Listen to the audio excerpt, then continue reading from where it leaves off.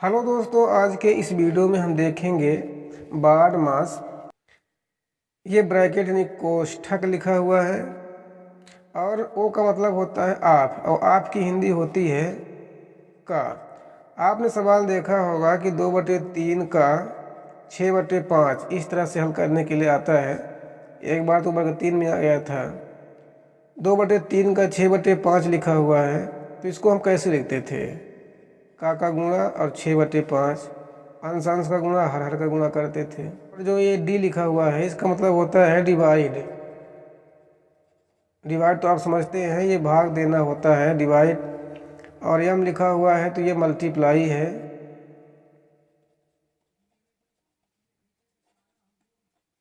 Multiplication यानी गुणा है ये।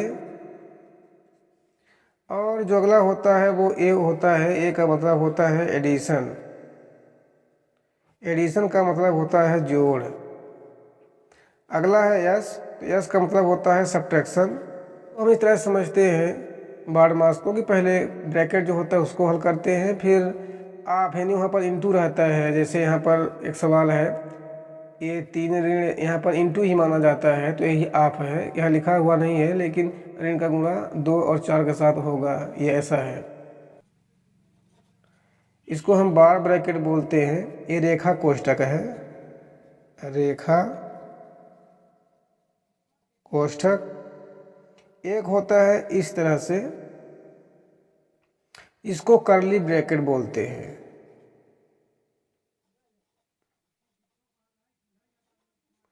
कर्ली ब्रैकेट है ये, मझली कोष्ठक बोल सकते हैं इसको हम। छोटा कोष्ठक ज़्यादातर हमने देखा है, ये सब इसको हम छोटा कोष्ठक बोलते हैं। छोटा कोष्ठक या सर्कुलर ब्रैकेट बोलते हैं इसको।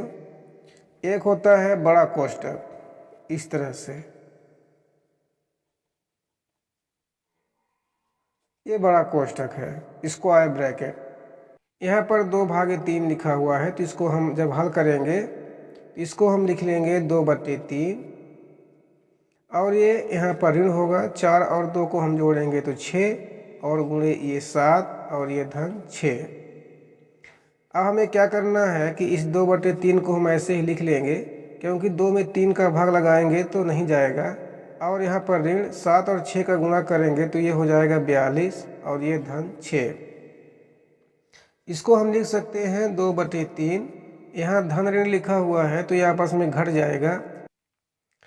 हमने देखा यहाँ पर कि 2/3 हमने लिख दिया, और फिर ऋण ये 7 6 42 लिखा, और ये धन 6।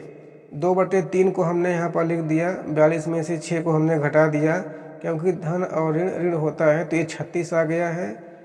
36 के बटे में कोई संख्या नहीं थी, तो हमने यहाँ पर 1 रख दिया है, ये समझने के लिए कि अब ये दो भिन्न का घटाव बन गया है। हमने 3 का एलसीएम लिया है तो 3 आ गया, 3 एक का एलसीएम लेंगे तो 3 ही आएगा, तो ये 3 में 3 का हम भाग लगाएंगे तो 1 आएगा, 1 का हम 2 से गुणा करेंगे तो 2 आएगा। यहाँ पर हमने ऋण रख दिया है, 1 का भाग 3 में लगाएंगे तो 3 आएगा। अब यहाँ पर हमें 36 गुणे 3 करना होगा। 3 6 18 की 8, 1 हासिल आएगा।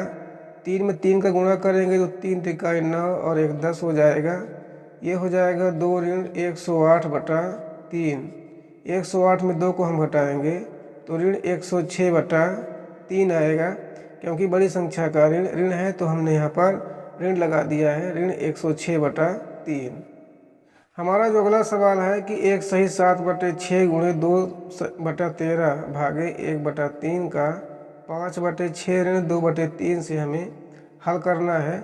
ये मिश्र भिन्न में लिखा हुआ है, इसको हम विषम भिन्न में बदलेंगे तो 6 का गुणा 1 से करेंगे और 7 को जोड़ेंगे, और जो संख्या हर में लिखी हुई है उसको वैसे ही रखे रहने देंगे। इसको हम इस तरह से लिख सकते हैं, 6 गुणे 1 धन 7/6 गुणे 2/13 है भागे 1/3 का। हमने अभी इनको हल नहीं किया है, क्योंकि हमें पहले कोष्ठक हल करना होगा।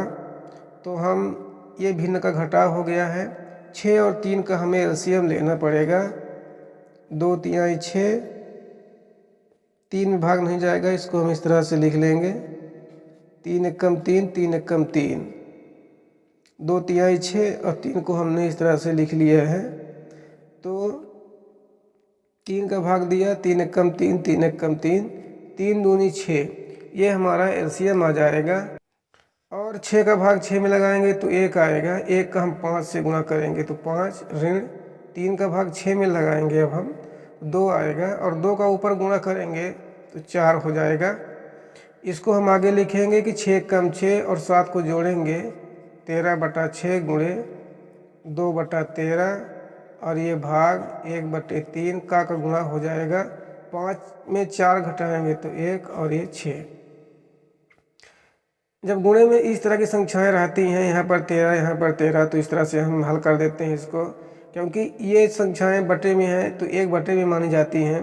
क्योंकि यहाँ पर मैं लिखता हूँ कि अगर 13/6 लिखा हुआ है और 2/13 लिखा हुआ है तो ये 1 बटे में मानी जाती हैं संख्याएं, यानी 13 गुणे 2 और 6 गुणे 13, इसको इस तरह से माना जाता है। अंश का गुणा होता है और हर का गुणा होता है, तो यहाँ पर इस तरह से इसको हम लिख सकते हैं। तो ये 13 का भाग 13 में जाएगा, 2 का भाग 6 में जाएगा, तो यहाँ पर 13 कैंसिल करना, 2 एकम 2, 2 तिहाई 6, तो ये हो जाएगा 1/3, और ये भागे 1/3, 1/6, इसको हम गुणा करेंगे तो 1 एकम 1, 6 त्रिक 18,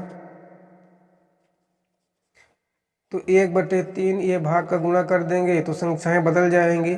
हमने एक वीडियो बनाया है व्युत्क्रम का, यानी गुणनात्मक प्रतिलोम का, उसको आप देख सकते हैं ये कैसे हो जाता है। ये 18 ऊपर जाएगा और 1 नीचे आएगा, इस तरह से अंश का हर और हर का अंश हो जाता है। तो हम गुणा करेंगे तो ये बटा में हो जाएगा, 3 6 18, और ये 6 हमारा आंसर हो जाएगा। 18 एकम 18, 3 एकम 3। इस तरह आप इनका अभ्यास कीजिए। आज के वीडियो में बस इतना ही।